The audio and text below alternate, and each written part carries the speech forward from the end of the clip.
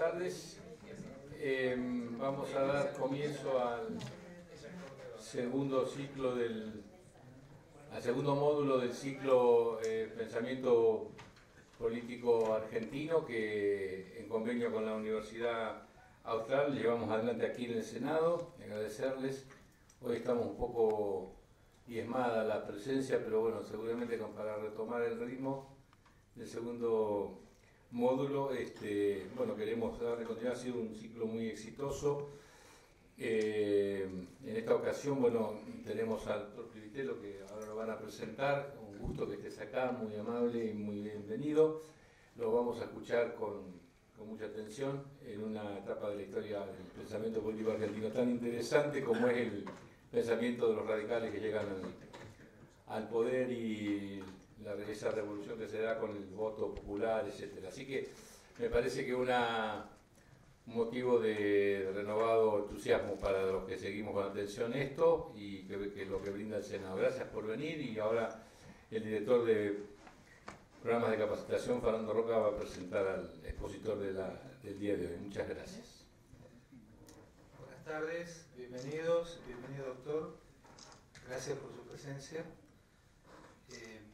Estamos dando comienzo al segundo módulo del ciclo de Pensamiento Político Argentino. Como bien lo decía Juan Pedro, es un ciclo interesantísimo que estamos haciendo con la Universidad Austral, con la responsabilidad académica de parte de Agustín Justinian y de Francisco Ramos Mejía. Y lo cierto es que este segundo módulo, entiendo que como toda renovación de ciclo, algunos todavía no se habitúan, no se van a perder porque, como hemos hecho desde la primera conferencia, todo es grabado y transmitido y lo van a poder consultar, y en el caso de los presentes también lo van a tener disponible para poder repensar y volver a disfrutarlo. Lo vamos a disfrutar a esta época de la Argentina de manos del doctor Luciano Privitelo. Él es doctor en Historia, investigador del CONICET y es profesor, entre otras, de la Universidad de San Martín, la Universidad de Buenos Aires y la Universidad de Itela. Es autor de diversos estudios sobre la política en las décadas iniciales del siglo XX. Doctor, bienvenido, muchas gracias, y luego de su posición seguramente va a tener preguntas del público que vamos a estar muy deseosos de averiguar un poco más. Gracias. Bueno, primero también quería agradecer en primer lugar a los presentes aquí, a la Universidad Austral, al Senado que nos dan lugar, por permitirme transmitir algunas ideas que son el resultado de unos cuantos años de trabajar sobre la política argentina de la primera mitad del siglo XX, que es el espacio particular que a mí me interesa. Y la propuesta fue una propuesta un poco general, también un poco específica: radicalismo, las dos líneas, me decían Irigoyen. Yo hace rato que tengo una especie de obsesión de centrarme en Irigoyen, porque creo que eso explica muchas cosas, incluyendo las dos líneas, o si es que son dos líneas, y cuestiones propias de la historia del radicalismo.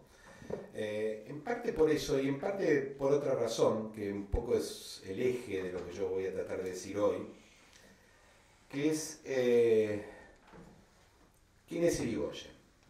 Irigoyen, bueno, ya Manuel Gálvez, cuando escribió su biografía, le llamaba el hombre del misterio, y saltando temporalmente y también desde un punto de vista del trabajo, de la práctica, Tulio Alperín Dongui, que es probablemente uno de los más grandes historiadores argentinos, fallecido hace muy poco.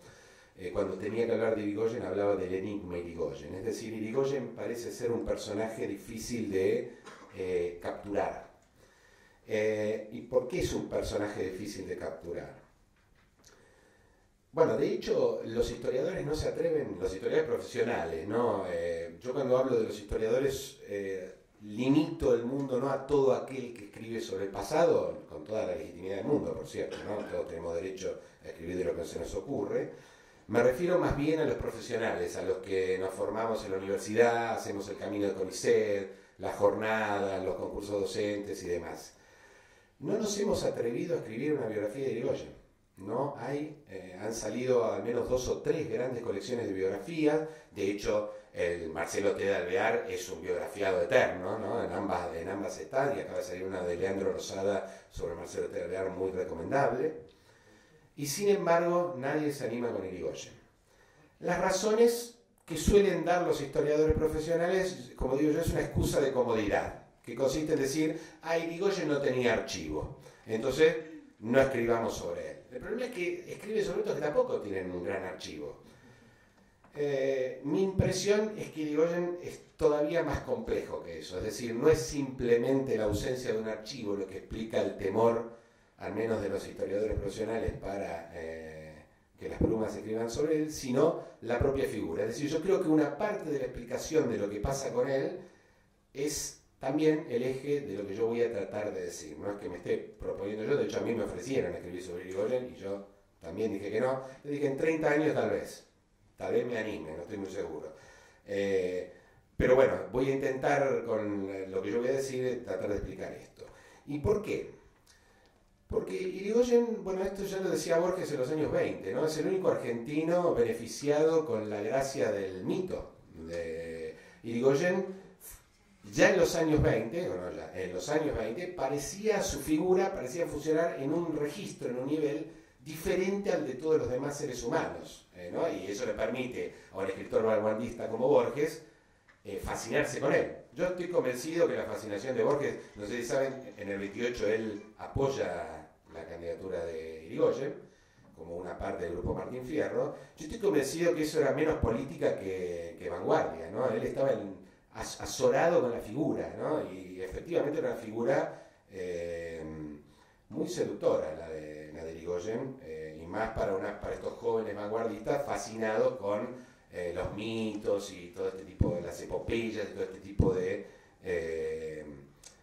géneros propios o que les gustaba mucho a la gente de las vanguardias. Entonces yo lo llamo algo entre la persona y el mito. Porque una hipótesis, es la primera hipótesis sobre la cual yo quiero comenzar, es que nuestra imagen de Irigoyen, la idea que tenemos sobre Hipólito Yrigoyen, habla menos de él, de la persona de Irigoyen, que del mito de Irigoyen. ¿Y qué quiero decir con el mito de Irigoyen? Bueno, nuestra visión de Irigoyen está formada, al menos en términos de texto, por muchos textos. Por cierto, pero hay dos autores que para mí son muy importantes. Uno, por supuesto, Gabriel del Mazo, y otro es Félix Luna, ¿no? El Irigoyen de Félix Luna es uno de esos libros, a mí me parece maravilloso, pero siempre digo lo siguiente de ese libro. A mí me encanta, es un libro muy bien escrito, es un libro que leo con placer, pero ese que está ahí no es Irigoyen, eso es un invento de Félix Luna. Félix Luna crea un Irigoyen, lo hace. Los historiadores profesionales tenemos un problema con Félix Luna, ¿no? Que yo creo que deberíamos resolver muy rapidito, que es que no tendemos a no considerarlo un historiador profesional como nosotros. Bueno, eso puede ser cierto. Ahora, yo siempre digo, ¿cómo me gustaría escribir 2 líneas como Félix Luna? Eficaces y bellas como la que escribe él. O sea que no importa mucho que no sea, digo, no estoy haciendo ninguna crítica a Félix Luna, insisto, me parece uno de sus mejores libros, de un libro que me encanta leer todo el tiempo. Pero los historiadores tenemos este problema. Queremos ir a explorar al interior de los mitos para saber quién es el personaje. ¿Y por qué digo que con Irigoyen es problemático? El primer problema, ¿a qué me refiero con un mito? ¿No? Quiero aclarar esto rápido para... las mitologías políticas modernas son la construcción de figuras o procesos o lo que fuera que se sustentan más bien en creencias, pasiones y fe que en cualquier otro tipo de análisis. Es decir, es una fe desbordante, es una fe que no se pone en cuestión, es una fe que, como todo mito, te explica situaciones, ¿no? Los mitos sirven para resolver cosas difíciles de resolver, nos resuelven a nosotros en la cabeza esto, se sustentan en rituales, ¿no? Hay un conjunto de rituales que ayudan a entender la construcción de la figura mítica de Irigoyen, pero por supuesto no es el único. Uno podría decir, bueno, lo mismo sucede con Perón, ¿no? Perón es también, no es solamente Perón. Además de Perón, hay una figura mítica alrededor de Perón, ¿no? Creí escuchar, y con perdón por la cita, alrededor de algunos conflictos políticos actuales, bueno, al fin y al cabo decían, nadie se acuerda que Perón tuvo algo que ver con la AAA. Y eso es cierto, digamos, ¿no? Ambas cosas son ciertas. Todos sabemos que algo tuvo que ver, hay un trabajo de Mariana Franco muy revelador al respecto, pero nadie recuerda esa faceta de Perón.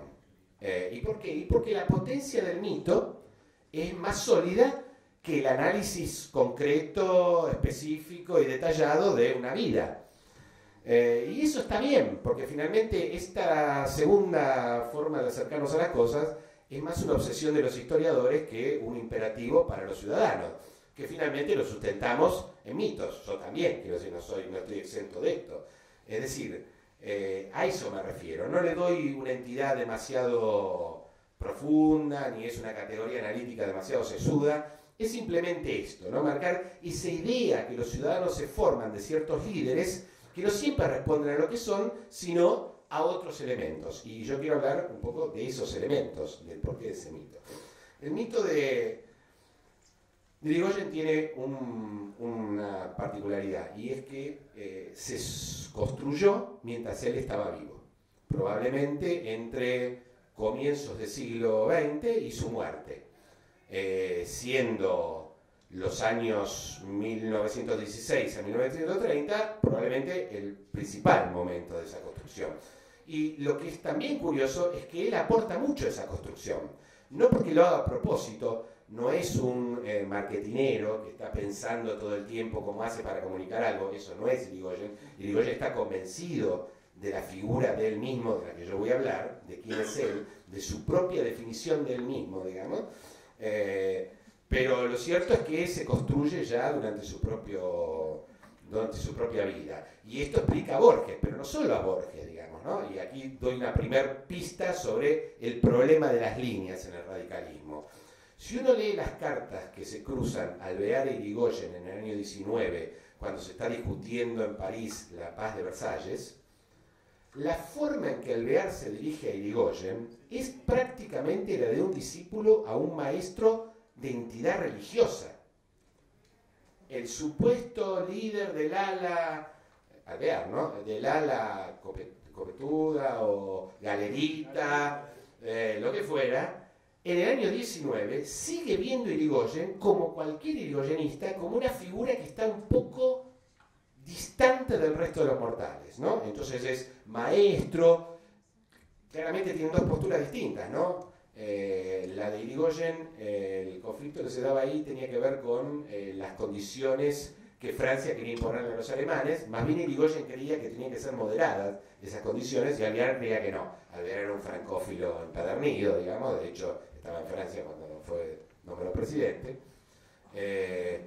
y él estaba muy a favor de la postura francesa. Y sin embargo reconocía que todos sus argumentos quedaban absolutamente opacados por la sabiduría incontrastable de Irigoyen. Es decir, que no, esa figura apostólica, esa figura de maestro, el propio Irigoyen cuando hablaba de sí mismo hablaba así. No es que los demás se referían a Irigoyen en los términos de un apóstol o de un maestro. Él mismo asumía ser esa figura. Irigoyen solía contrastarse con muy pocas figuras de la historia. Para Irigoyen eran comparables con él. En eso se parece a Perón, por cierto, ¿no? Irigoyen solía compararse con Jesús, con los apóstoles, y de ahí para abajo casi nada, ¿no? Nada era muy comparable con él. Pero con Alejandro Magno, las comparaciones eran siempre muy grandilocuentes, ¿no? Es decir, que ese es el primer punto. El segundo punto es que esa figura, esa idea de Irigoyen no culmina con su vida. Una vez muerto, Irigoyen se convierte en una bandera política, y el mito de Irigoyen se convierte en una bandera política cuando en los años 30 y comienzo de los 40 el radicalismo aparece cada vez más dividido en dos facciones. Digo esto porque en realidad el radicalismo siempre se ha dividido en muchas facciones. No es que la división del radicalismo surge en el año 24 cuando aparece un grupo que se va a llamar luego alvearista, porque Alvear nunca dijo ser de ese grupo, es un dato, y cuando tuvo que tomar la decisión más importante, que era intervenir en las elecciones, no lo hizo. Entonces, un raro líder de una facción que no la apoya. O sea, tendemos a creer que el radicalismo se divide ahí, ¿no? Cuando en el 24 aparece el antipersonalismo y el personalismo, pero en realidad el radicalismo siempre estuvo dividido. En la elección de Alvear ya había otro radicalismo, que también se presenta en contra de Alvear, por supuesto derrotado. En las provincias, una historiadora de la UCR, que yo recomiendo mucho, que se llama Ana Virginia Percelo, dice: no había en la escala cromática de los colores, no alcanzaban los colores para denominar las facciones radicales de las provincias, se quedaban sin colores, porque solían denominarse así, ¿no? Rojos, negros, azules. Entonces, uno más bien casi debería pensarlo al revés de esa historia, ¿no? El radicalismo es un conjunto de facciones sin un centro, y finalmente el 24 al menos crea dos. Yo suelo decir que es al revés. La división del 24 lo que hizo es más o menos ordenarlo.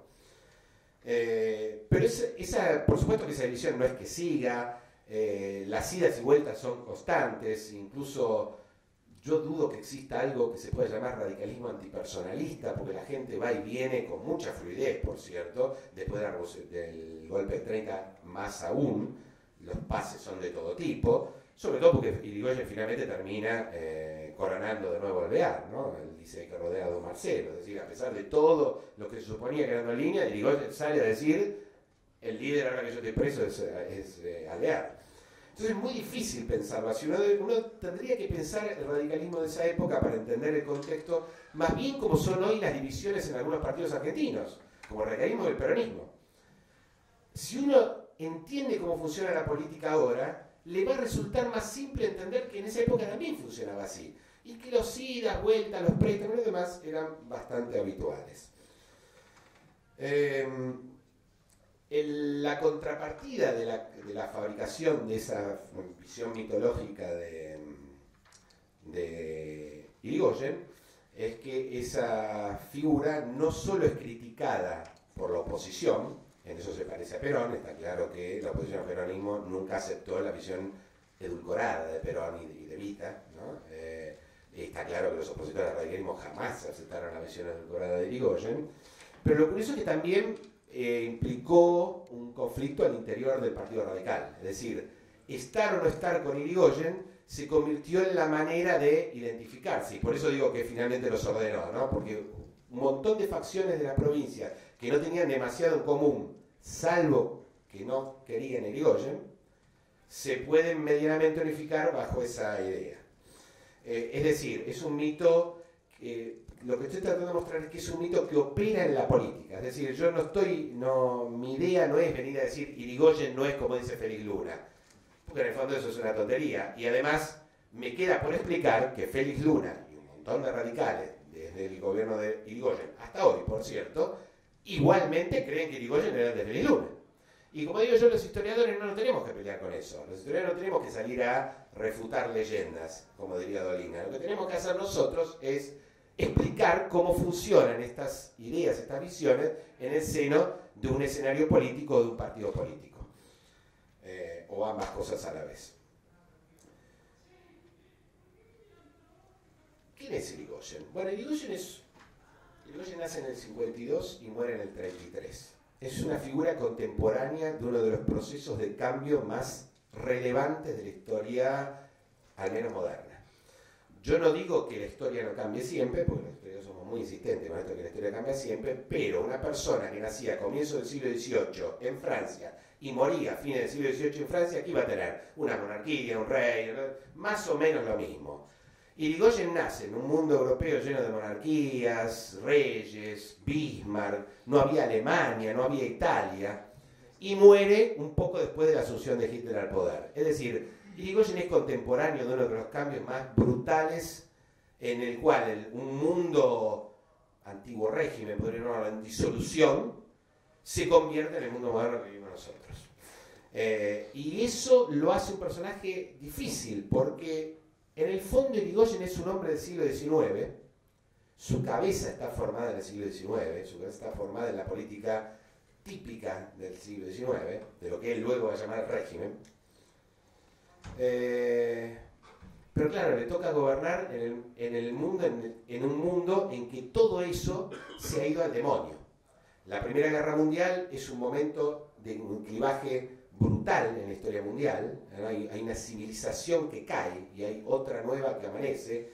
Es probable que Irigoyen no la comprendiera muy bien, pero no es el único que no la comprendía muy bien. Es muy probable que casi todo lo que lo rodeaba no no entendieran muy bien la naturaleza de ese cambio, lo cual no habla ni mal ni bien de él.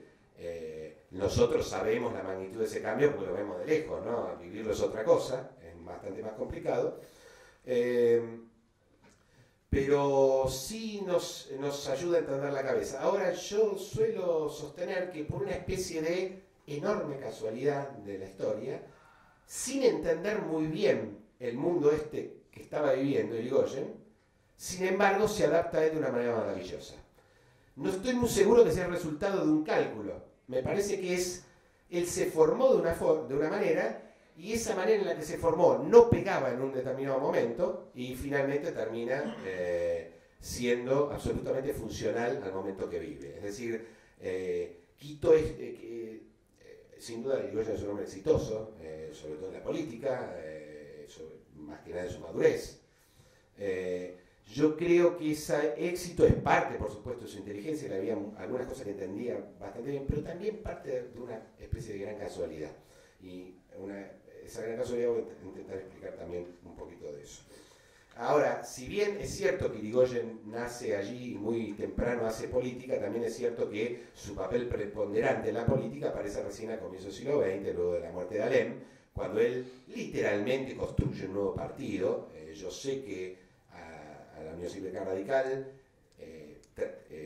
con su mirada sobre el pasado, sobre su propio pasado, lleva su fundación al momento posterior a la Revolución del 90, y es razonable, porque en efecto se formó un partido que se llamaba Radical, pero ese partido, del cual la principal figura es por supuesto Alem, luego de la muerte de Alem prácticamente desaparece, y surge un nuevo partido.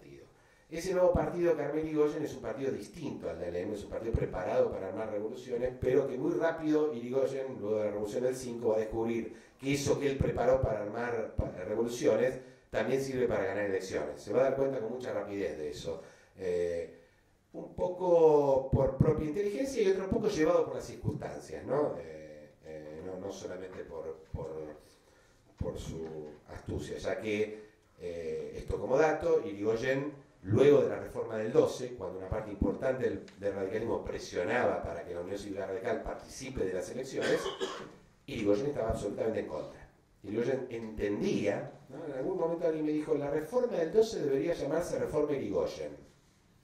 Bueno, mire, puede ser cierto, salvo que el que no iba a querer que se llame así es el propio Irigoyen, que claramente dijo, esto es una trampa. Y de verdad que tenía bastante razón. La reforma del 12 no hubiera sido lo que fue si no hubiera sido también porque primero el presidente Sáenz Peña decidió retirarse como presidente elector. O sea, yo diría que hasta Perón, la figura del presidente elector es una figura central. El 12 no cambia demasiado al respecto. Nadie gana una elección en Argentina por fuera del Estado, nadie la gana, eso Irigoyen lo sabe, por eso dice que es una trampa. Entonces, ellos tienen el Estado, no hay reforma que valga, van a seguir ganando, por eso pedía que se interviniera todo. La victoria de Irigoyen en el 16 es una victoria que hay que explicar, como digo yo, no es una victoria que viene de suyo, no es una victoria natural como habitualmente aparece, y se explica por muchas razones. Una de ellas, hay muchas, una es que el radicalismo entre el 12 y el 16 copta un montón de grupos de eso que Irigoyen llamaba el régimen. Es decir, el radicalismo que va a las elecciones del 16 no es igual al del 12, porque a medida que empiezan a ganar elecciones en un otro lugar, un montón de grupos que antes funcionaban en lo que Irigoyen va a llamar el régimen, repentinamente descubren que el radicalismo es una maravillosa manera de llegar al poder, y se olvidan de su pasado y instantáneamente se hacen radicales.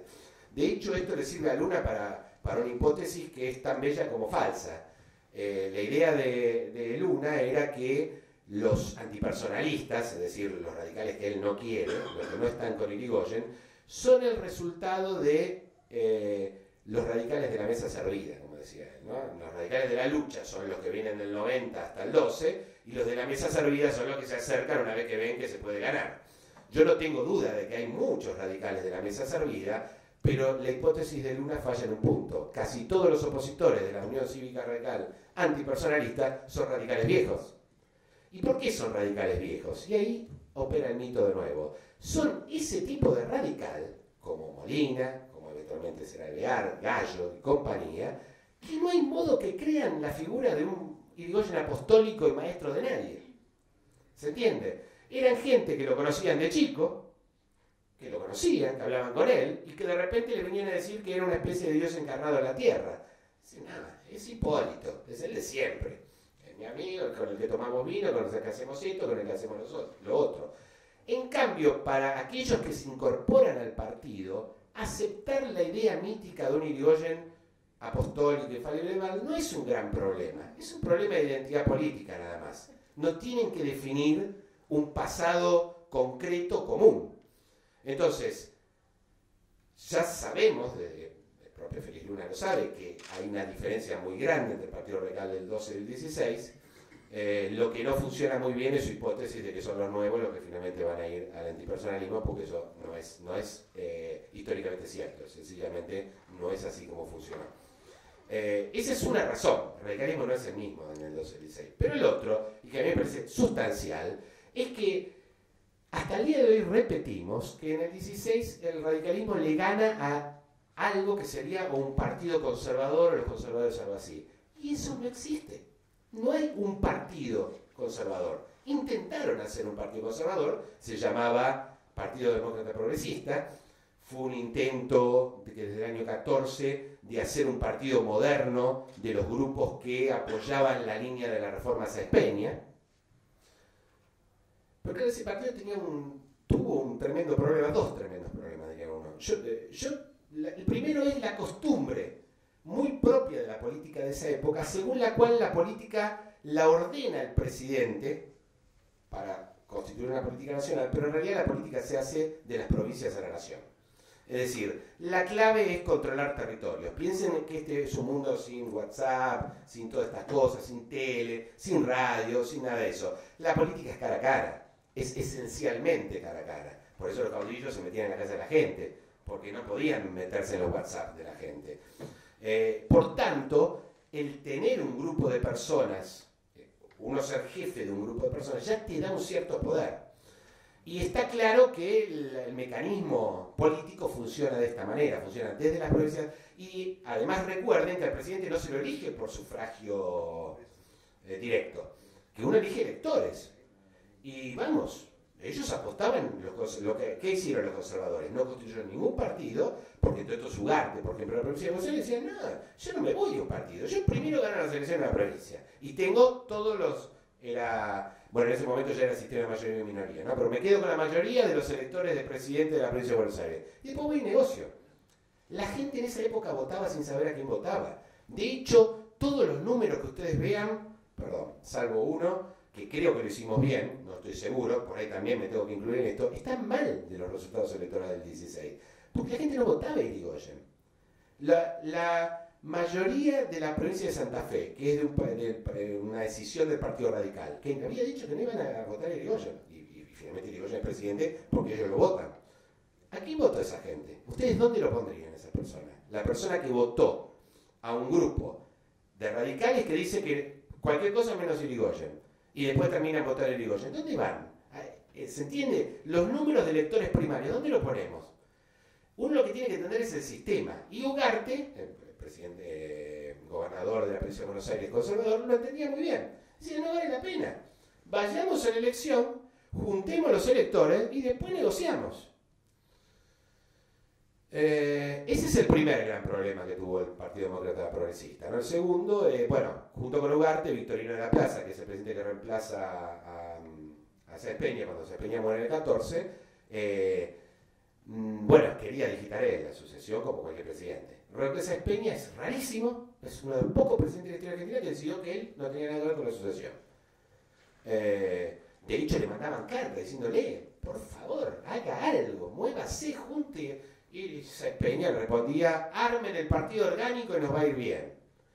Para horror de la gente que le estaba pidiendo que por favor organizara algo. De la Plaza intentó organizarlo, pero el problema es que cuando De la Plaza intentó organizar algo, primero, ya tenía la organización, se estaba organizando el PDP, el Partido Demócrata Progresista. Entonces él tenía ya que interactuar con otro grupo que estaba intentando formar efectivamente un partido orgánico.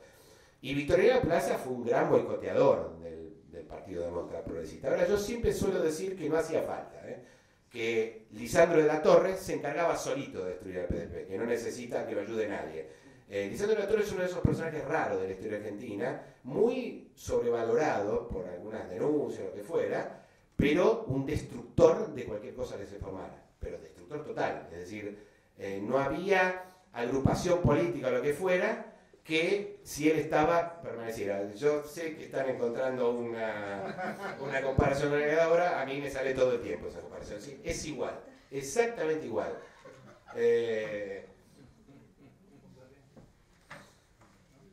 Por tanto, esa idea de que se enfrentó a un partido conservador era una idea que los radicales todo el tiempo decían, por supuesto, pero nunca existió nada parecido a un partido conservador. No había una unidad. Es más, se odiaban. Ugarte, en Capital Federal, Santiago del Estero, donde por cierto Irigoyen ganó por 1 o 2 votos.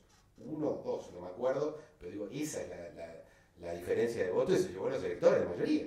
Se lo llevó porque ganó por un voto. ¿Qué vamos a hacer? Ugarte mandó a votar radical. Gobernador conservador de la provincia de Buenos Aires, mandando en 2 distritos, uno no muy importante, Santiago del Estero, pero uno muy importante de la Capital Federal, vota radical. No, ni loco, que no quiere saber nada con nada cercano a Lisandro de la Torre. Y muchos grupos del PDP ya antes de la elección habían dicho que Lisandro de la Torre no le iban a votar, porque si no, tenía miedo de perder. Es decir, la explicación de la extraña victoria de Irigoyen en el 16, que además no fue por demasiados votos, ¿no? Ni votó demasiada gente, esa es otra cosa, ¿no? Existe la idea de que en el 16, por lo de 12, de repente un montón de argentinos fueron a votar. Es cierto que eran más que antes, pero en la proporción de habitantes es apenas el 10%, de los cuales la mitad votan en Irigoyen. Es decir, Irigoyen, la gran victoria popular del 16 fue el 5% de la población argentina. Eso es lo que votó Irigoyen en el año 16. Y con todos estos reparos. ¿Qué quiere decir votar Irigoyen en este momento? Lo de Santa Fe donde nos ponemos, todo eso. Es decir, es una victoria más difícil que hay que explicar. Que no es que viene de suyo, como en general creemos, ¿no? Tuvo el 12, bueno, obvio, el radicalismo, el pueblo va a ganar. No, hay que explicarla, es casi un milagro. De allí en más no es más un milagro porque gana Irigoyen. Irigoyen sabe jugar perfectamente el juego político de su época. Eso es lo que yo digo que él aprendió. Él sabe jugar todos los juegos. Irigoyen sabe ganar elecciones, allí donde las elecciones son transparentes, legítimas, donde el voto es de opinión, que generalmente son las grandes ciudades. Aquellos lugares donde votan, al votar más, es la propia sociedad, digamos, la que produce un tipo de elector, ¿no? El elector no lo produce la ley. No tendemos a creer que porque hay la reforma electoral, pues entonces en Argentina repentinamente se convirtió en una Argentina de ciudadanos conscientes que iban y votaban.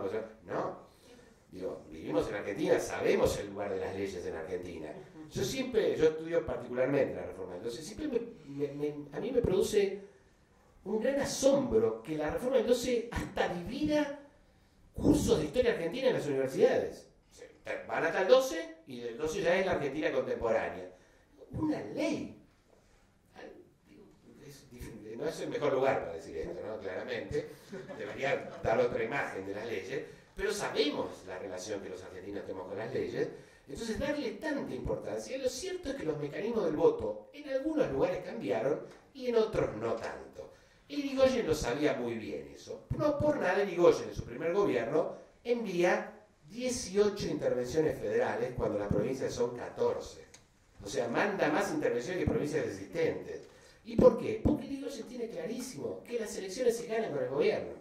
Que lo de él fue una especie de milagro y que la única manera de ganar es ir por los gobiernos, ir por las estructuras y montar sus máquinas. ¿Y qué tipo de máquinas monta Irigoyen? Allí donde el voto es más moderno, diría yo, al estilo de las ciudades actuales, es decir, individuos que van y depositan un sobre en un cuarto oscuro, sabe ganar esas. Ahora, donde hay que ganarlas a las piñas, con la policía brava, con los langosteros, con el correo, en el año 30 directamente cambian los resultados. Digo, esto es raro, ¿no? Yo cada vez que lo digo la gente se asombra, ¿cómo Irigoyen haciendo? Sí, Irigoyen en la elección de 1930 hace fraude en 2 provincias. Es un fraude escandaloso, ¿no? Las provincias son San Juan, donde no había forma de ganarle al radicalismo bloquista, al cantonismo. nosotros estamos acá, esto se llama de Maracosta. Maracosta, por cierto, es la primera legisladora provincial de toda Latinoamérica, hecha por una reforma constitucional del año 27 que le da el voto a las mujeres de los Cantoni. Como sabemos, Irigoyen no se llevaba nada bien con Cantoni, para decirlo de alguna manera, y ahora el problema es que Cantoni ganaba. Cantoni gana una elección en la cárcel. Irigoyen interviene en la provincia y manda a Amable Jones, un amigo personal de Irigoyen, como interventor. Amable Jones es asesinado. ¿Ustedes vieron El Padrino? ¿Vieron Sony, como lo matan en la barrera? Exactamente igual lo matan. Lo paran en el auto, lo ametrallan, el tipo se cae del auto y luego por las dudas lo patean. Y todo apunta a Cantoni, todo. Cantoni no lo desmiente y Cantoni va preso. Se hace la elección, Cantoni es candidato, Cantoni gana la elección y van a buscarlo en la cárcel y lo llevan de la cárcel a la gobernación. Cantoni solía sacar unos 19.000 votos contra unos 2.000 del radicalismo. Esa era más o menos la manera en que Cantoni ganaba a los radicales. De repente en el 30, 19.000 para los radicales, 2.000 para Cantoni. ¿Cómo pasó ese cambio? No sé. Nos pasó a nosotros hace poco en San Luis.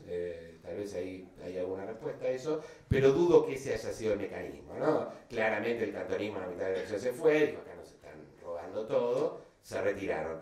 Hubo fraude en Mendoza, donde tampoco había manera de ganar el encinismo, y le ganan.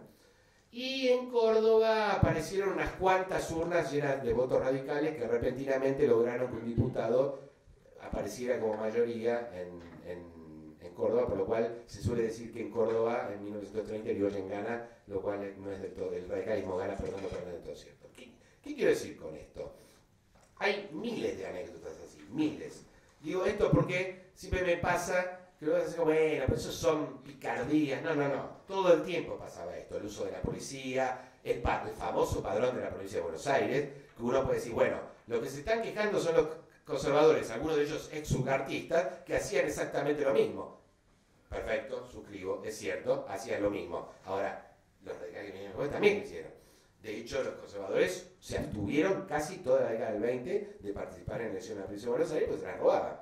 Había un padrón que no era un padrón de todo lícito. Es decir, esa idea que nosotros tenemos de que llegó el irigoyenismo, llegó la reforma del 12, no solo Irigoyen, y repentinamente las elecciones se parecen a un lugar pacífico donde todos los individuos van y votan y la elección es una expresión de algo que llamaríamos voluntad popular, es una idea que hay que poner un poco en cuestión. Y aquí es donde entra una cuestión que a mí me parece bien interesante, que es el lugar de esa mitología de Irigoyen en todo esto.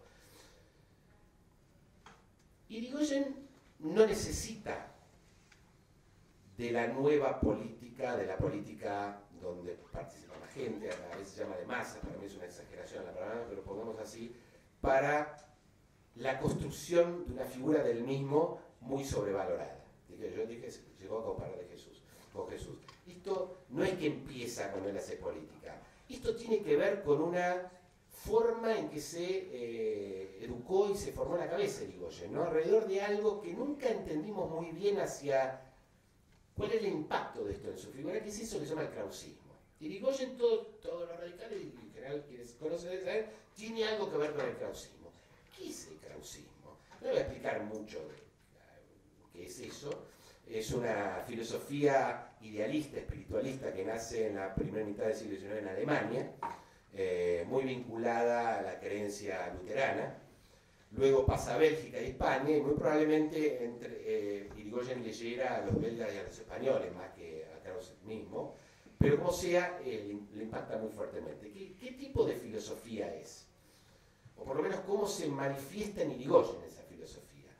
Es una filosofía, primero, profundamente espiritualista, y segundo, profundamente progresista.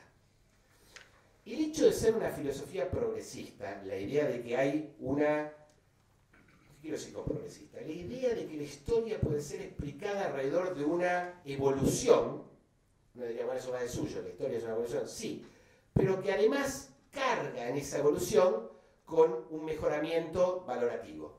¿Se entiende? Uno puede decir, la historia es siempre cambio. Ahora, nada garantiza que lo de ahora sea mejor que lo de antes. Nada.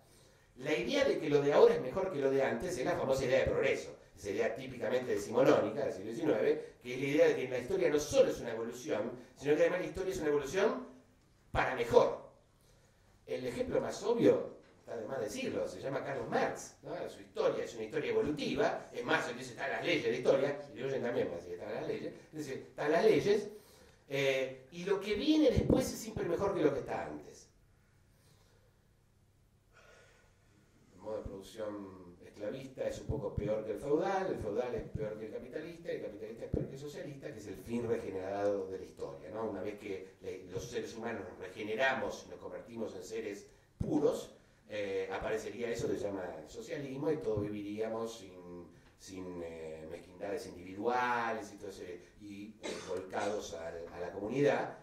Eso es una idea progresista de la historia, claramente, es muy típica del siglo XIX. En ese sentido, Irigoyen toma algo que es propio del siglo XIX, la idea de que la historia es progreso, no solo es cambio, sino que es un cambio en términos de un mejoramiento. ¿Qué lo distancia Irigoyen de Marx, claramente? Lo que lo distancia es que él no cree en un progreso materialista. Eso lo distancia también de la generación del 80, claramente, ¿no? Su rechazo a esa generación va a partir de que la generación del 80 se sustenta en idea finalmente también materialista de progreso, ¿no? Y los años 80, sobre todo fin del gobierno de Roca y sobre todo Juárez Selman, son como la versión exacerbada de eso, ¿no? La época de Juárez Selman es el momento de los negocios, de la gente que crece, de los nuevos ricos. Supuestamente se estaba comprobando esa idea progresista de la generación del 80. Claro, la crisis del 90 es un problema para esa idea, pero a comienzo del siglo aparece otra renovación ideológica, cultural, diría yo, que es la aparición de eso que se llama el espiritualismo americano. ¿Qué es el espiritualismo americano? Bueno, se sustenta en un profundo rechazo a cualquier idea materialista. En la Argentina, por ejemplo, era una crítica muy fuerte a esta gente, inmigrantes o lo que fuera, que venían con la sola idea de hacerse ricos. No, esto no alcanzaba. Había que poner parte del espíritu en eso. Solamente hacerse rico no era un valor en la vida. Un rechazo muy fuerte a todo lo que fuera anglosajón. Aquí empieza, el espiritualismo americano es además un espiritualismo hispanista. Rubén Darío, Rodó, ¿no? Sobre todo Rodó. Más este movimiento se llama el arielismo, por el libro del uruguayo Rodó, el Ariel. Es esa idea de que lo que llena a una sociedad, a un individuo, no es una vida material cómoda, sino una vida espiritual plena.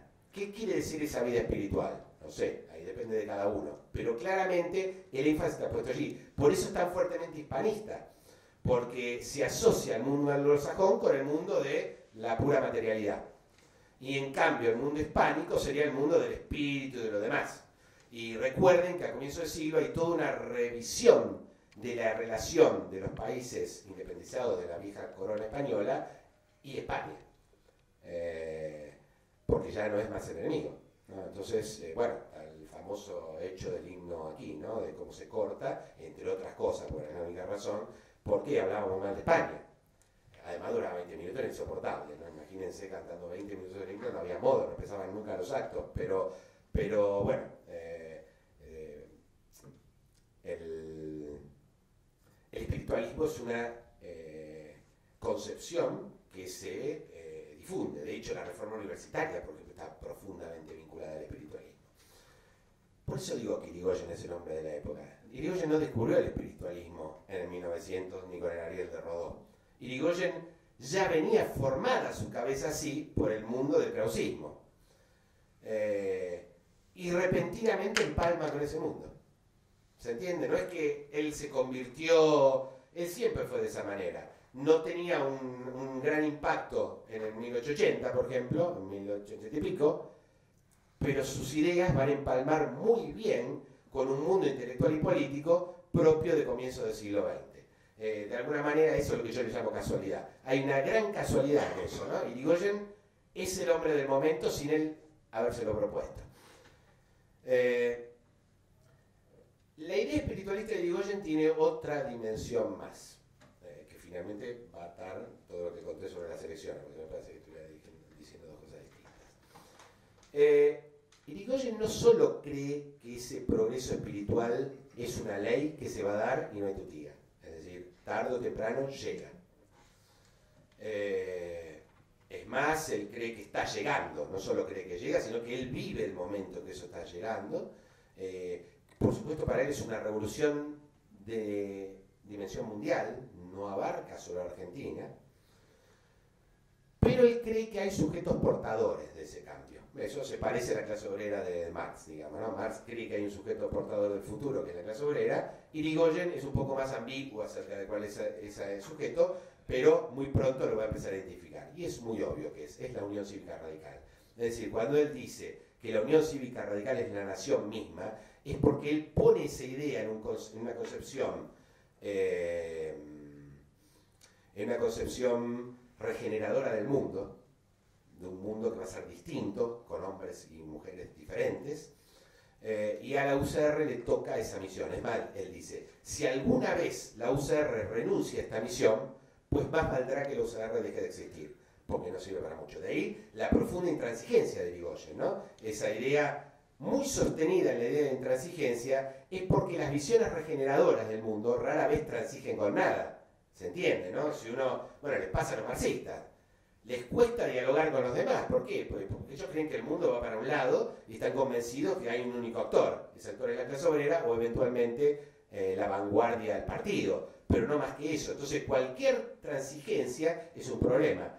De hecho, el Partido Comunista recién empieza a pensar la posibilidad de un acuerdo político cuando el fascismo avanza en los años 30 de una manera abrumadora y se dan cuenta que tarde o temprano pierde con el fascismo. Entonces lo que dice, a partir del año 1935 dicen, bueno, ahora eventualmente podemos hacer un pacto sobre la idea de el acuerdo antifascista, ¿no? La alianza antifascista. Pero hasta ese momento, pero digo, no es algo particular de los comunistas, le pasa en general a cualquier persona cuya cabeza esté constituida y conformada sobre una concepción regeneradora del mundo. La idea de que el mundo tiene que ser de otra manera y los seres humanos tienen que ser de otra manera. Por eso la profunda intransigencia de Irigoyen.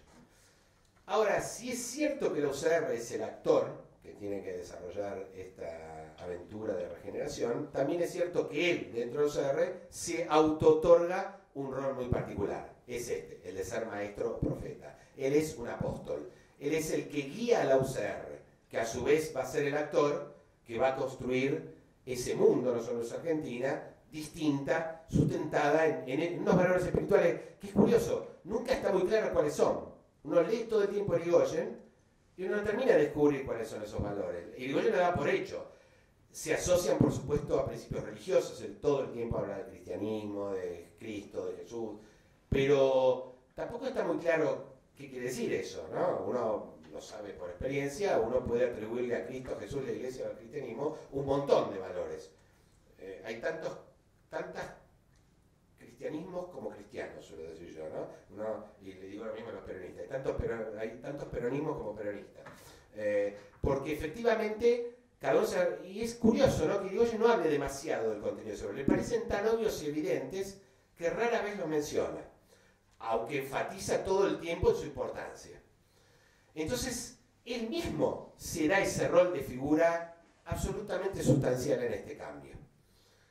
Y por cierto se lo dan sus acólitos, ¿no? Horacio Gollanarte escribe El Hombre, que es un libro que creo que aparece en el 15 o en el 16, que está en internet, se puede levantar en internet, levántenlo y miren la idea que Gollanarte tiene de Irigoyen.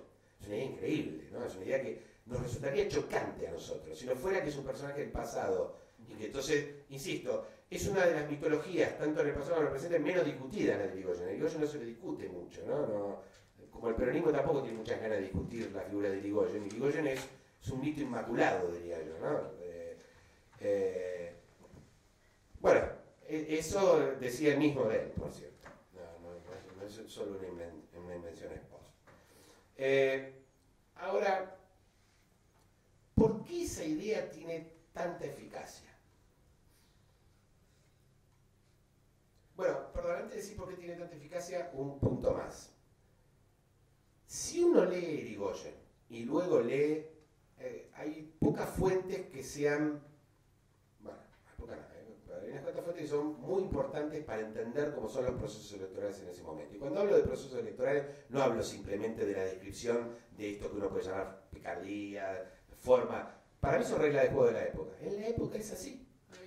Hay otras que son todavía más divertidas, hay geniales en Catamarca, hay anécdotas muy divertidas electorales en este momento que para nosotros serían incomprensibles, no podremos entender cómo es posible que hayan pasado cosas como esas.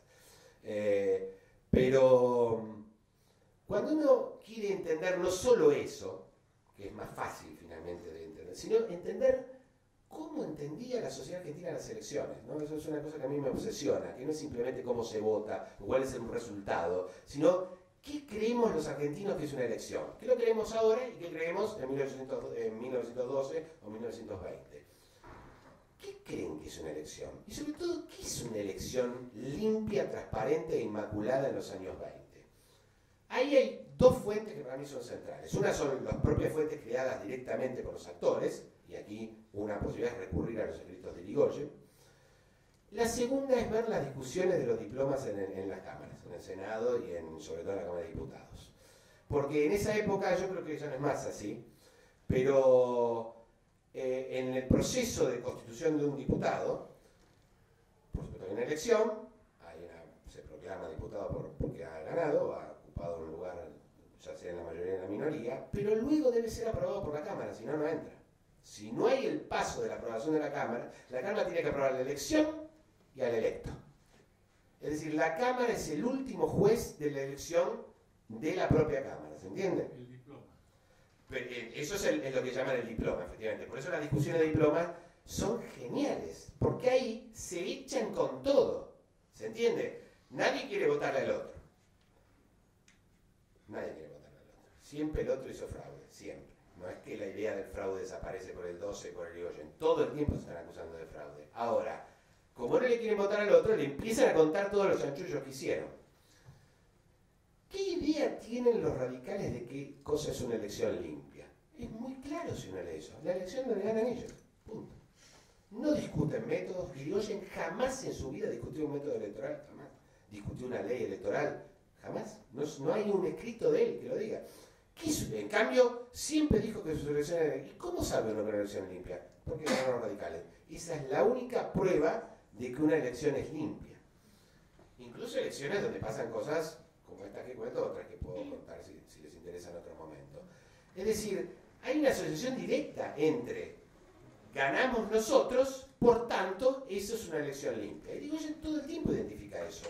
Tanto una elección limpia como el progreso de esa idea valorativa de la evolución con su propia figura y su propia... Y la victoria de su propio grupo. Ni siquiera de los radicales que él quiere que ganen, ¿no? Porque siempre hay más de una facción radical. Esto es una primera cosa, esto es una cosa muy notable, ¿no? Porque pone al problema electoral en esta época bajo otra luz. Yo no estoy diciendo otra vez, esto no es para refutar una idea, sino para mostrar cómo una idea juega en un contexto. ¿Por qué de todos modos esta idea de un Irigoyen maestro infalible, casi comparable a Jesús, funciona? Y acá hay otra dimensión de la política en la cual yo creo que sin querer, claramente, Irigoyen va por el camino correcto, por el camino que hay que ir. La política electoral moderna, nosotros nos gusta creer que se sustenta en cosas tales como propuestas, proyectos, ¿no? Además, desde 15 años a esta parte, estamos llenos de proyectos y cosas así. La política rara vez funciona así. Otra vez, si yo fuera a preguntarle, pero no son los radicales también, seguro tendría tanto radicalismo como radicales le pregunto y tanto peronistas como peronistas le pregunto. De hecho, Irigoyen se negaba a tener un programa. ¿Por qué? Era inútil un programa.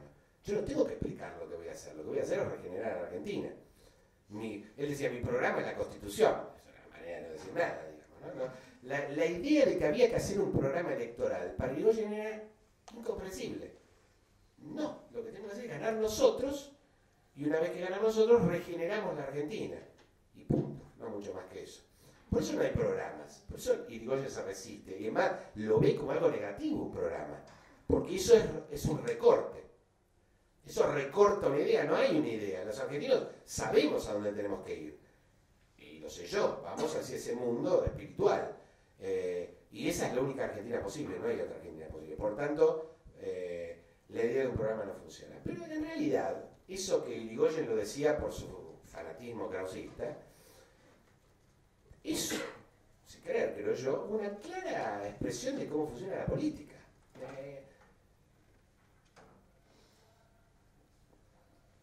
Perdón por la metáfora, ¿no? Por la comparación, pero si uno tuviera que definir cuál es la idea peronista si uno toma desde los años 70 hasta hoy, se vería en un brete.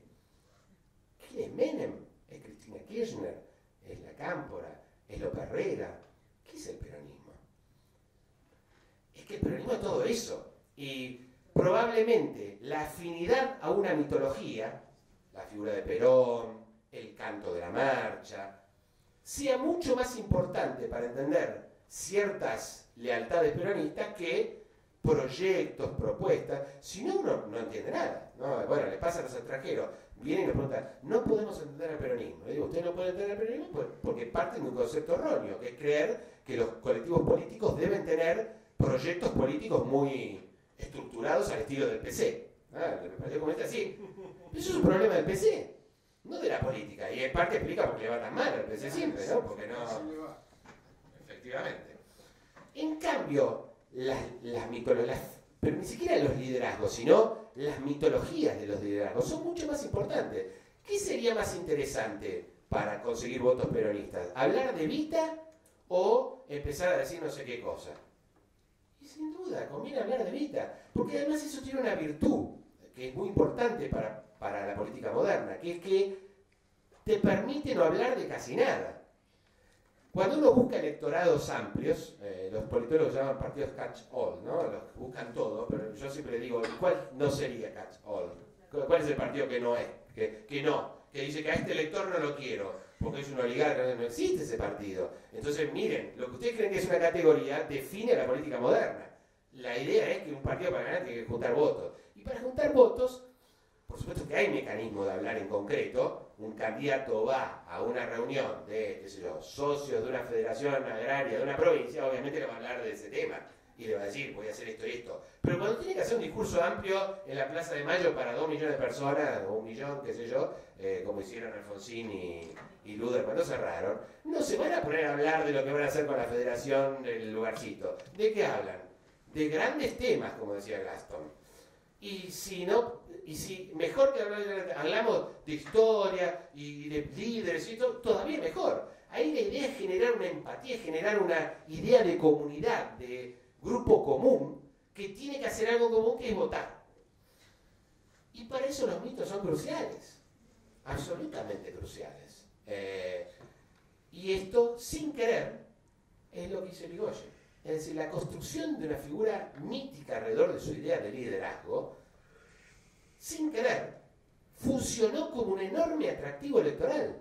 La figura de Irigoyen se convierte en un atractivo electoral. Alcanzaba con decir su nombre. La elección del 28 es una elección increíble.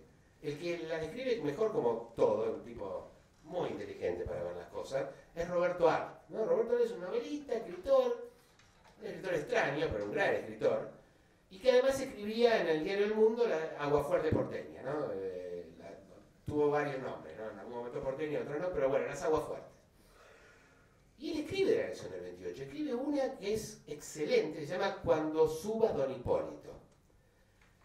Y Arlt, en ese texto, se da cuenta de algo extraordinario y dice, miren, hablé con este, con ella, con él, con aquel, y resulta que todos creen que cuando suba Don Hipólito, todos los problemas de su vida se solucionan. Y Arlt le pone, miren que por ahí no es así, ¿eh? Yo creo que la catástrofe que vive el radicalismo del 30 es también una crisis de expectativas. Arlt lo que da cuenta es una... Y esas expectativas están generadas porque probablemente el año 28 es el año en que la mitología de Irigoyen llegó a su máximo extremo. Esa figura distinta a todo el resto de los seres humanos que va a llevar a la Argentina hacia una regeneración. Entonces, sin querer, sin que él se lo haya propuesto, sin él ser un experto en marketing, ninguna de las cosas, sin ser un Durán Barba, digamos, para un personaje actual que trabaja de esto y que asume esto como una tarea profesional, sin ser nada de eso, sin querer, la pegó. Sin querer, él es la figura del momento. No porque se haya preparado para eso, sino sencillamente porque el momento fue para el lado que él, como era él. Para terminar, ¿qué es lo bueno y qué es lo malo de esto? Y acá sí tengo un poco de opinión, perdón, pero voy a terminar con alguna cosa de opinión.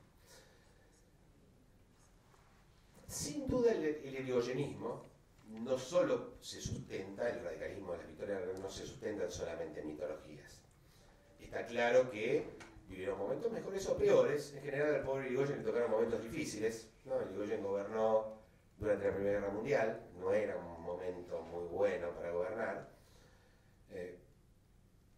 Lo sucede a Alvear, le toca el mejor momento de la década del 20, sin ninguna duda el gobierno de Alvear, desde el punto de vista de lo que hoy discutimos, ¿no? Indicadores económicos, todo ese tipo de cosas, el gobierno es mejor que el de Irigoyen, pero no porque fuera mejor en nada, le tocó el mejor momento de los años 20. Y al pobre Irigoyen le toca volver en el 28, ¿no? Y tiene la crisis ahí al llegar. Y encima la Argentina llega antes la crisis, por una razón que conocemos bien ahora los argentinos. El Estado argentino no vive de empréstitos extranjeros ahora, porque se le ocurrió al presidente actual o al anterior. Vive de empréstitos extranjeros desde que la Argentina existe. Sí, sin duda. Pero digamos que la Argentina consolidada del 53, a partir de ahí vive, tenía dos grandes ingresos, empréstitos extranjeros y la recaudación de aduana. Esos eran el gran ingreso. El primer impuesto a los réditos, impuesto interno parecido al IVA, es del año justo, ¿no? El año 32 o 33. Pero Irigoyen intentó poner un impuesto así, por supuesto no se lo votaron. Y todos sabemos que cuando la crisis del 30 está generada por una enorme expansión del negocio bursátil de Nueva York, que se termina convirtiendo en una burbuja. Cuando esa burbuja estalla, hay un problema muy serio en Estados Unidos y ese problema se expande al resto del mundo. Ahora, ¿qué pasa cuando en la bolsa de Nueva York están los mejores negocios del mundo? Que los capitales extranjeros, igual que pasa ahora por razones distintas, deciden que de ninguna manera le van a prestar plata a Irigoyen. ¿Para qué van a poner plata en el gobierno argentino si tienen unos negocios extraordinarios en la bolsa de Nueva York? Entonces, Irigoyen ya asume con problemas. La crisis del 30 le toca antes a Irigoyen que la crisis del 30. Y justo es 27-28, cuando asume él. Empieza el gran boom de la bolsa y los capitales empiezan a desaparecer. Todos van a la bolsa norteamericana. Después, por supuesto, con la crisis la cosa se hace muchísimo más grave porque lo que era una crisis de financiamiento del Estado se convierte en una crisis comercial. Cuando Inglaterra decide, no te compro más. O sea, pone a Argentina frente a un abismo, literalmente. De allí la desesperación de Justo, Roca Hijo, de salir corriendo a ver cómo arreglamos, porque si no te compran, fuiste, digamos, no tenés más divisas extranjeras. Bueno, pobre diablo le tocaron más momentos, ¿no? No tuvo suerte, pero es cierto que finalmente el radicalismo forma parte de un proceso de incorporación, de lo que se llama incorporación de gente a derechos, a formas, a estilos de vida, porque ganan mejor. Es decir, lo cierto es que a los argentinos les va mejor con los gobiernos radicales, ¿no? No es que están, salvo, insisto, cuando llega la crisis. Ahí ya es otro mundo. Pero la manera en que Irigoyen va a definir la política, para mí, nos pone frente a un problema. Porque Irigoyen deslegitima cualquier cosa que no sea radical. Es decir, esa historia muy propia de la historia argentina, en donde las identidades políticas no son simplemente la definición de un nosotros que se recorta frente a unos otros ellos, sino que se constituyen como sinónimo de la nación, de lo nacional. De hecho, esa es la clave de la distinción régimen-causa, que es una manera muy floja de explicar la historia argentina. Lo anterior al 12 es cualquier cosa menos un régimen, digamos, ¿no? Y lo sabemos bien por los estudios que han puesto en cuestión el clásico de ese periodo, que es el orden conservador de Natalio Botana, donde uno lee el orden conservador de Natalio Botana. Es un libro de los años 70. Uno lee ese libro y cree que en efecto eso era una cosa, un organismo de relojería que funcionaba bárbaro y que estaba todo más o menos armado, los presidentes elegían sucesores y lo que fuera. Hasta que empezaron a llegar los estudios del 83 para ahora, y que empezaron a mostrar que eso no es así, ¿no? Y que al contrario, bueno, Paula Alonso insiste mucho en eso, ¿no? Unos libros maravillosos sobre el Partido Autonomista Nacional, y ella dice, mire, el Partido Autonomista Nacional era un lío bárbaro. Y la idea de que Roca mandaba ahí es una idea que nos impusieron los radicales, por cierto, ¿no? Para criticar la Roca, había que subir la Roca. Pero no vayan a creer que el mundo funcionaba así. Es más, ella dice una cosa extraordinaria, y es, no hubo ningún presidente, desde Roca en adelante, que lograra imponer un sucesor. Ninguno. Y Irigoyen sí lo logró. Irigoyen impuso un sucesor, Alvear. Él lo señaló, él dijo el nombre, el apellido, y esa persona fue presidente. Ninguno del 80 en adelante pudo hacer eso, salvo él. Por cierto, esa idea de régimen es una idea que los historiadores han puesto mucho en cuestión. O sea, nos sirve como descripción. Ahora, otra vez, no estamos para refutar leyendas. La idea es, Irigoyen construye la idea de que eso es un régimen y que frente al régimen se recorta la causa radical. Eso es enormemente eficaz, porque efectivamente divide campos, ¿no? Acá llegamos a esta idea del populismo, la cloto, eso que estuvo dando vuelta durante los gobiernos de kirchneristas, ¿no? Esa idea de que el mundo hay que dividirlo en dos y uno tiene que definir dónde está cada uno y que eso es políticamente operativo, ¿no? Es conveniente. Bueno, esa manera de entender la democracia, a mi entender, produce algunos problemas, porque efectivamente recorta la idea de que finalmente en la democracia convivimos gente que tenemos opiniones diferentes, y que las opiniones diferentes son todas ellas legítimas, en principio, salvo que violen alguna ley. Si no violan la ley, no hay ninguna razón para darse legitimidad. Lo que uno descubre en la política de los años 20 es que lo que está en juego en una elección es mucho más que el reparto de cargos, es literalmente la idea de legitimidad política. Que lo que se hace es sostener que yo soy legítimo, entonces vos no, porque perdiste. Es decir, Irigoyen literalmente decía, quien no es radical no es un verdadero argentino. Esas son casi palabras textuales de él. Y eso hace muy difícil constituir un espacio político donde haya reglas de juego más o menos aceptadas por todos y que permitan una convivencia más o menos pacífica. Que por cierto era uno de los objetivos de la Reforma del 12. Uno de los objetivos centrales de la Reforma del 12 era generar unas reglas de juego aceptadas por todos los actores y que esas reglas de juego hicieran que la élite política fuera más pacífica de lo que había sido hasta ese momento, ¿no? Lo que estaba en la cabeza de Sáenz Peña era, por supuesto, las revoluciones radicales, todo lo de conflictivo que tiene la política argentina desde la revolución del 90 en adelante. Creo que ese es el problema, digamos, ¿no? Del mito de Irigoyen. Hoy, debo decir de todos modos que el mito está muy lavado, ¿no? El mito ya, casi como el de Perón, ¿no? De alguna manera el mito de Perón y el de la propia Evita, ¿no? Desde el momento que se convierten en personajes, bueno, Evita es un personaje de una ópera rock, que se ve en Londres. Cuando uno se convierte en un personaje de una ópera rock que se ve en Londres, y se empieza como a moderar, ¿no? Los contenidos de ese mito. El mito de Evita en otros años era un mito guerrero, ¿no? Era un mito, y hoy no parece ser tan guerrero como fue en algún momento. Creo que finalmente el tiempo hace eso con la mitología, ponemos a los personajes en una historia que discutimos menos y quedan como personajes de la historia, le damos nombre a las calles, a alguna cosa, y ya está. Pero mi intento fue más bien rescatar el momento en que este hombre estaba vivo y cómo funcionaba esta idea tan importante que tenía sobre sí mismo en un escenario político abierto por esa reforma. Bueno, hasta aquí.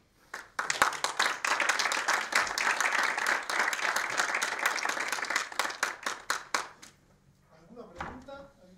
Sí. La relación,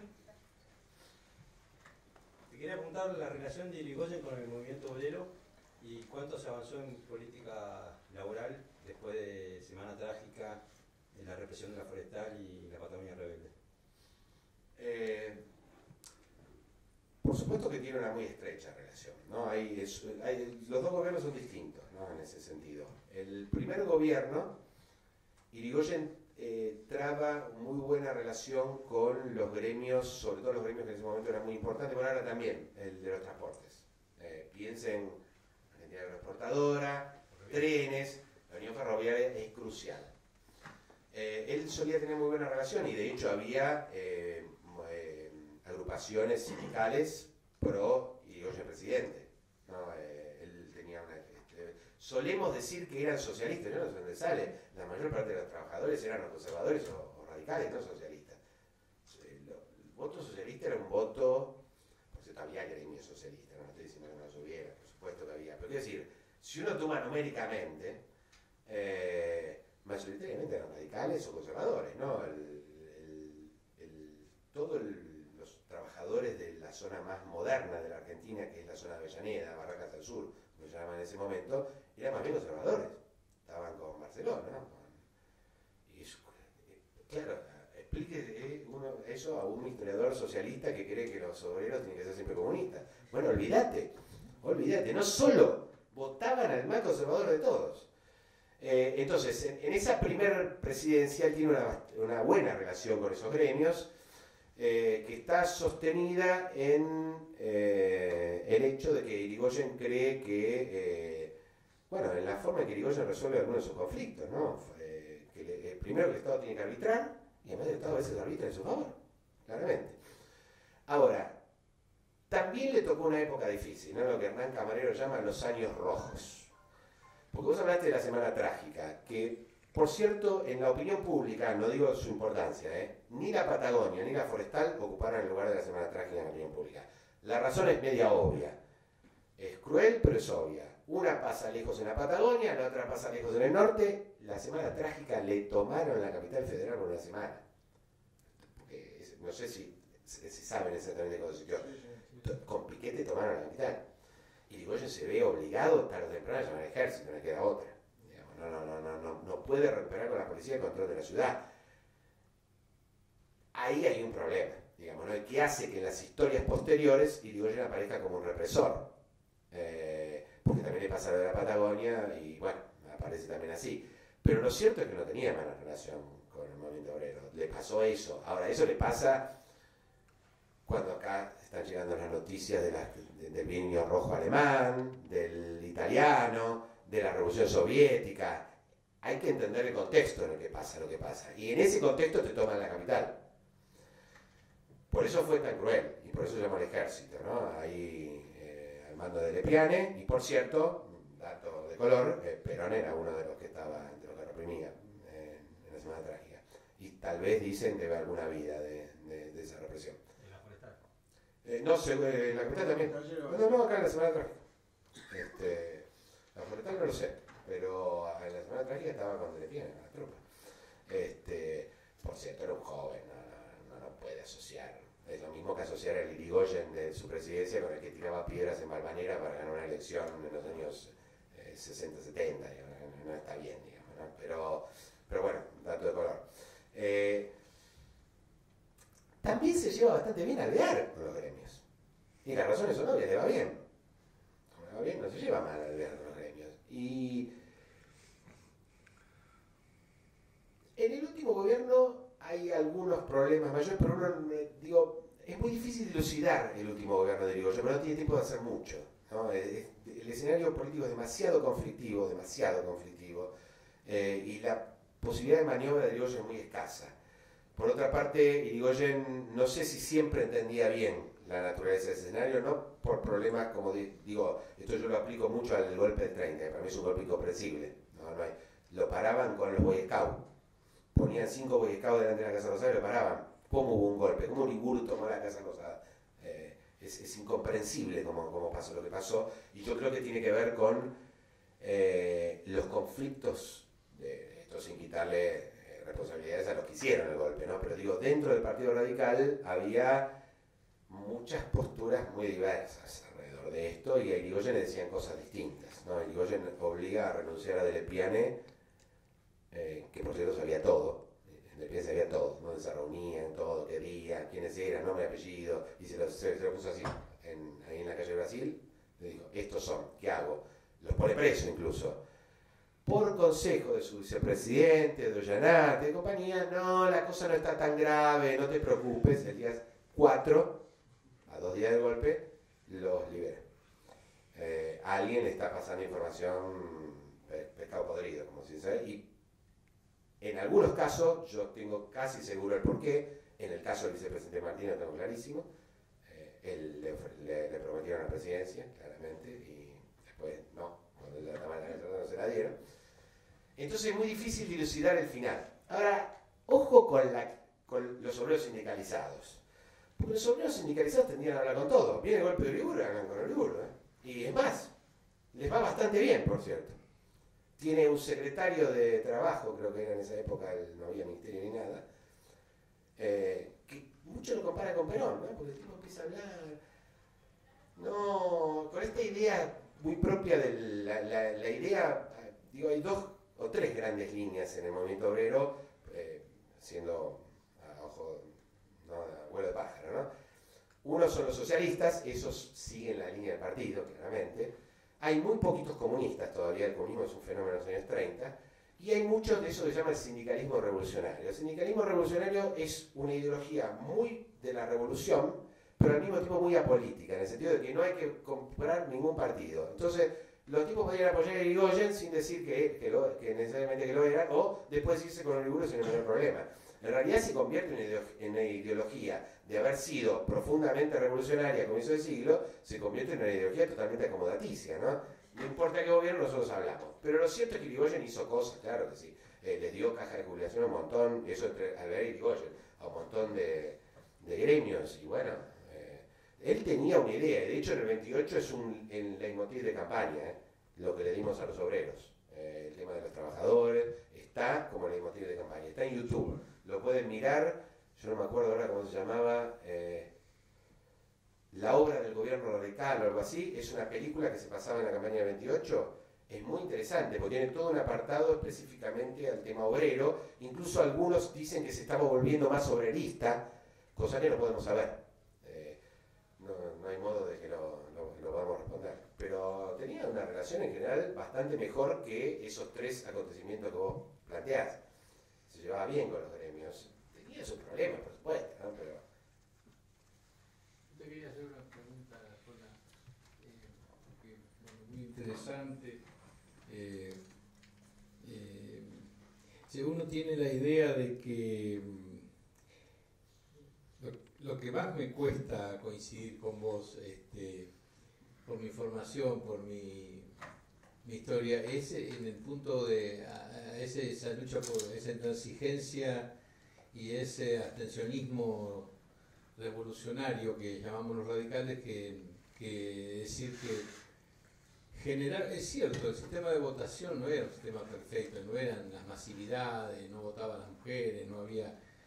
Pero bueno, fue un cambio la ley Sáenz Peña y fue un cambio, digamos, que dio legitimidad, nació como un sistema, y en eso Irigoyen tuvo que ver, porque él tenía muy claro la idea de que de esa manera no se podía participar. Y también tenía presiones a decir, bueno, participemos igual, porque el poder es el poder y hay que estar, y bueno, estas son después lo cambios, y él decía, no, hasta que no estén dadas ciertas condiciones, no. Bueno, hubo como un desierto ahí que transitó con un objetivo, con un norte, digamos, y esa idea Y la otra idea que te quiero preguntar, porque también podemos coincidir en esta idea de ese personalismo, ese endiosamiento, la idea esa de que hoy muchos cuestionan esa idea que también lo llaman populista, y digo, porque se ha puesto de moda llamarlo populista. Yo creo que el populismo es otra cosa. Bueno, correcto. La pregunta sería, con este tema de internacional, cuando el famoso desembarco americano ahí en Santo Domingo y la posición de Irigoyen de neutralidad absoluta y total frente a los poderosos y las presiones. También hay una posición tremendamente fuerte que tiene que ver. Y por último, el tema de la reforma universitaria, que yo siempre soy de los que creyó que si no hubiera estado Irigoyen en el poder no hubiera habido reforma universitaria, que me parece que es un tema que no puede faltar en una digamos, relato o comentario sobre Irigoyen. No, empiezo por el final, que es más fácil, no, por supuesto, forma parte de eso que yo llamo la democratización de la sociedad, de la cual, por cierto, dije al final que el radicalismo hizo esto, no es solamente mitos. No, yo trabajo abajo un tema para ver cómo se construye una idea de un líder. Pero si uno solo pretende sustentarse en un mito, tampoco frito también, ¿no? Y sí, pero eso también es cierto en el peronismo, digamos, ¿no? Uno puede decir lo mismo del peronismo. Son movimientos políticos que convirtieron en discursos y en actos políticos, en acciones políticas, un proceso que de todos modos la Argentina estaba viviendo, ¿no? Quiero decir, yo lo único que no estaría de acuerdo en eso es que si Irigoyen no hubiera estado, no hubiera pasado. Pasaba, porque pasó en todos los países de Occidente, sin Irigoyen.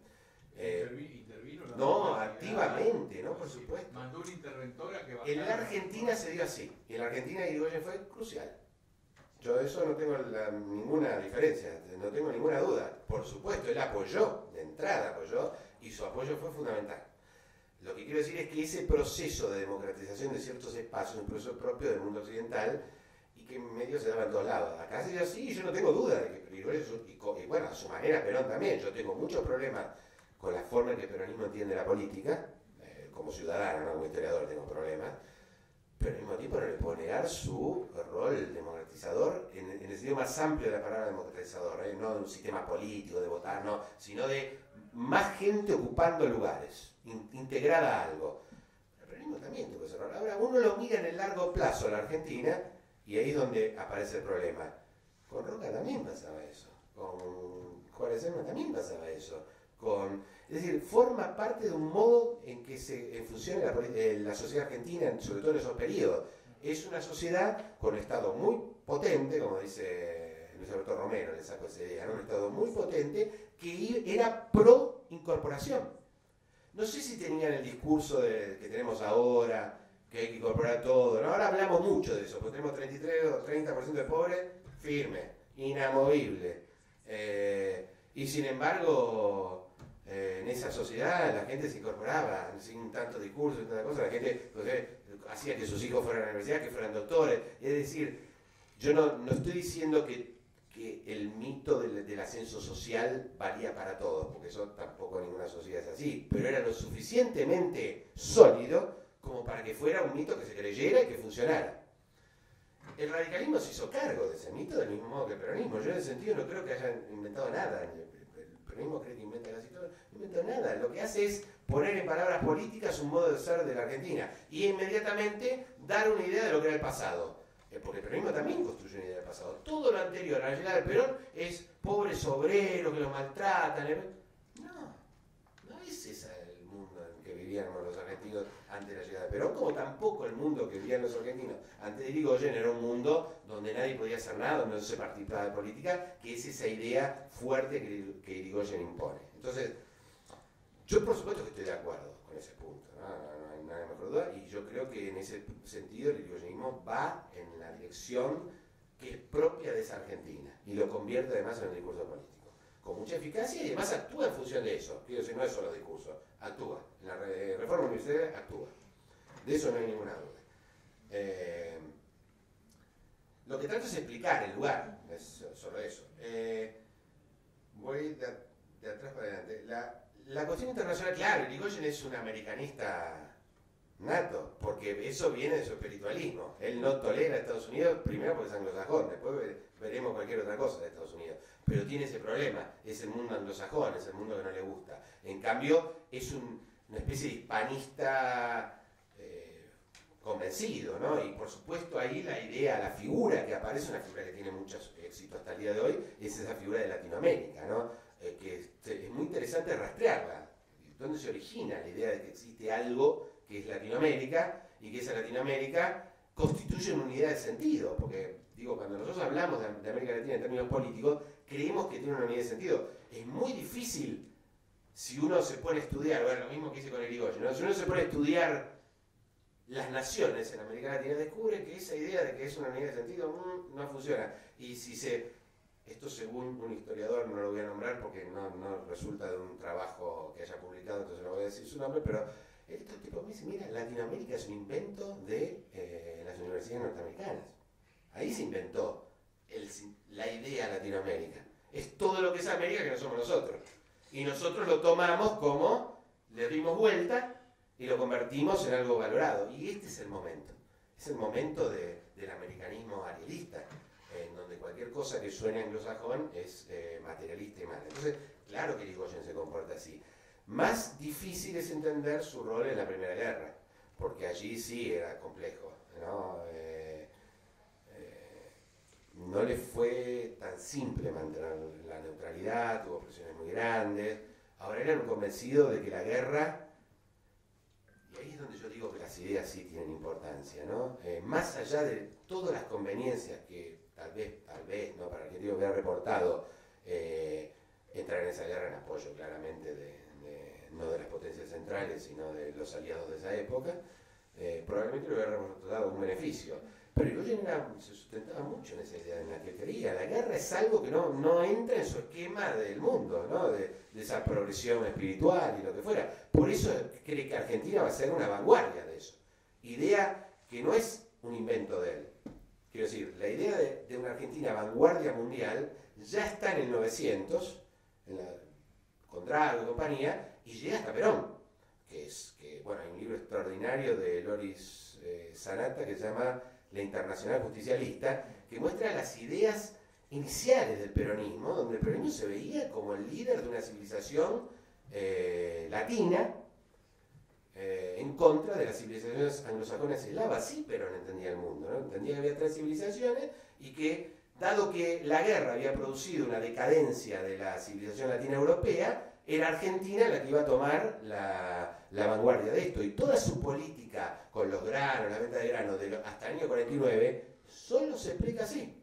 No hay otra manera de explicarla. Eso es lo maravilloso de Sanata, que nos muestra cómo una idea, no tengo que decirla, no equivocada, para el lado de los tomates, ¿no? Porque no entendió nada Perón de la segunda posguerra, ¿no? Perón calcó su imagen de la segunda posguerra en función de la primera posguerra. Y todos sabemos que no se parecían en nada.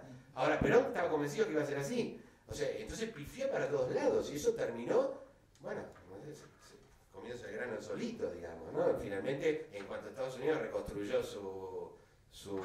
y Europa reconstruyeron su economía agrícola, rápidamente Perón se quedó sin argumentos. Y ahí tuvo que reformar todo ese cambio, ese viraje de los años 50, ¿no? Claro, exactamente. Pero eso es el resultado de un fracaso de una idea que no es solo de Irigoyen, era muy fuerte. Entonces, sí, claro, mi intención es enfatizar la importancia de las ideas en la política, ¿no? Que la gente convencida de cosas hace cosas por convencimiento. Lo que quiero decir es que no siempre las ideas son tan sistemáticas ni tan como uno cree. Eso también. Y finalmente, lo que para mí es siempre un problema, ¿no? Siempre me dicen esto. Lo de la reforma se empeña y que algunas cosas cambiaron. Sí, sin duda algunas cosas cambiaron. No se vota igual antes del 12 que después del 12, pero no cambiaron como creemos que cambiaron. Si nosotros lo que vamos a decir es, de acá en más, hay la expresión transparente de algo que llamamos la voluntad popular, que fuera, bueno, entonces no, yo no estoy de acuerdo con eso. Según los lugares. Y en cada provincia se gana, lo saben muy bien quienes hacen política, en cada provincia se gana como hay que ganar en esa provincia. Y eso es lo que digo que Irigoyen sabía. Irigoyen sabía ganar todas las provincias. Hay una que cuento siempre porque yo no puedo evitar matarme de risa que la cuento. Y esa pasó en 1920. Catamarca estaba intervenida por un interventor irigoyenista en el 20. Y en el 20 se llaman elecciones para elección nacional y elección de gobernador. En Catamarca había una costumbre que llamaban las epidemias electorales. No la inventó Irigoyen. Esto hay que decirlo claramente, no la inventó Irigoyen. ¿Por qué había epidemias electorales? Porque el tema de los números, ¿no? En Catamarca vos ganabas una elección por 50 votos, 100 votos, no más que eso. O sea, hay la mitad de las provincias argentinas en el año 28, es decir, que hubo una explosión de participación y ya habían pasado muchos años del 12, tienen menos de 30.000 electores, votantes. Eso es una facultad grande. Y les aseguro, yo hice política en la Facultad de Filosofía y Letras como graduado, que nosotros sabíamos el resultado de la elección, el escrutinio, si pifiábamos por 2 era mucho, digamos. Imagínense el aparato del Estado metido en eso. Las elecciones eran un poco más diversas de lo que creemos. Entonces, ¿cuál era el problema en Catamarca? Que mucha gente, sobre todo de la capital, se iban a las zafras de Salta y Tucumán a trabajar, lo llevaban en camiones, y claro, perdías una elección. Se te iban 500 tipos, listo. Porque además esos eran típica gente de las que llevaban a votar, ¿no? Entonces, ¿qué hacían? Inventaban epidemias para posponerlas. Todo el tiempo había una epidemia de cólera. No, epidemia de cólera, listo, no se puede votar, votamos dentro de 3 meses, se acabó la zafra, volvieron, garantizamos que ganamos. Ahora, en la del 20 el problema no fue la zafra, porque ¿qué hizo el interventor? Declaró una epidemia de cólera 2 días antes de la elección en Catamarca, y irigoyenista, padre de la democracia. Y se ve que, creo que se llama Yersinia pestis, no sé si es un virus, una bacteria, no tengo la menor idea de qué tal, pero se ve que tenía un sutil olfato político porque solo se enfermaban conservadores. Y los ponen en cuarentena. Y 2, 3 días después de la elección no pasó nada y ya está. Digo, así votaron en Catamarca en el 20. Y así ganaron los radicales en Catamarca en el 20. Digo esto, y eso es la política. Eso quiero decir, que Irigoyen era un hombre que sabía todas. Sabía ganar la capital federal, donde no se votaba así. Igual había cosas en la capital. En el año 22 los socialistas denuncian que hay 500 personas que viven en una misma dirección, que casualmente era un comité radical, y que tenían, además de dirección en la provincia de Buenos Aires, estaban en el padrón de la provincia de Buenos Aires. Matienzo, en el año 22 en la denuncia, el ministro del Interior, el primer ministro del Interior de Alvear es Matienzo. Matienzo es una persona que en la revista de Ciencia Política venía escribiendo todo el tiempo contra el fraude y la participación del Estado en la elección. Es más, tenía la idea de que los empleados públicos no tenían que votar. Y que es algo que se discutió en el 12, que no votaran, porque no, el empleado público no puede votar, porque depende de un jefe, no tiene libertad de voto. ¿No? Esa era una idea muy generalizada a comienzo del siglo, y Matienzo creía hasta eso. Cuando los socialistas le van a decir, bueno, ahora, loco, dale, empezá, dice, mira, yo a mis empleados les puedo decir, pero yo no puedo hablar a los empleados de cada provincia. Y en la provincia hacían cualquier cosa, ¿no? Los policías no podían votar, entonces ¿qué hacían los gobernadores? Le hacían renunciar a la policía, el policía armaba la elección como siempre, el comisario, lo que fuera, y después, una semana después, lo nombraban de nuevo. No, la policía no participó de la elección. Ahora todos sabían que era así. Imagínate que viene un señor que hasta hace 2 días fue policía y te dice, dame tu libreta. No, yo no te la... Se la llevaba la libreta. Los robos de libreta estaban a la orden del día. De hecho, muchos radicales también iban a anotar en grupo para que no roben la libreta. Te robaban la libreta. Te la sacaban, hacían votar a votar y te la devolvían. Y eso pasaba en todos lados. Ahora, dicho esto, yo entiendo lo que él dice. Efectivamente, no es solo el 12, esto según Paula Alonso venía pasando del principio del siglo, pero hay lugares donde empieza a haber una votación distinta, más parecida a lo que nosotros entendemos una votación. Y esa la sabía en Irigoyen también, a la perfección. Prácticamente no pierde nunca la capital federal.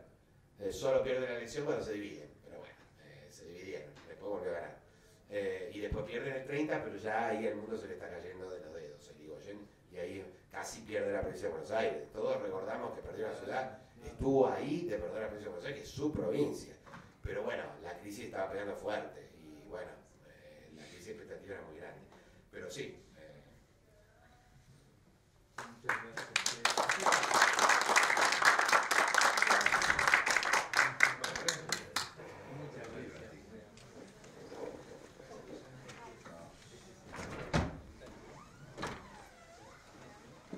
Juan de Justo y Alicia Moro de Justo la próxima semana y traten de difundirlo, no sé qué pasó. Vamos a hablar con los preceptores. Hasta luego, gracias. Un gusto,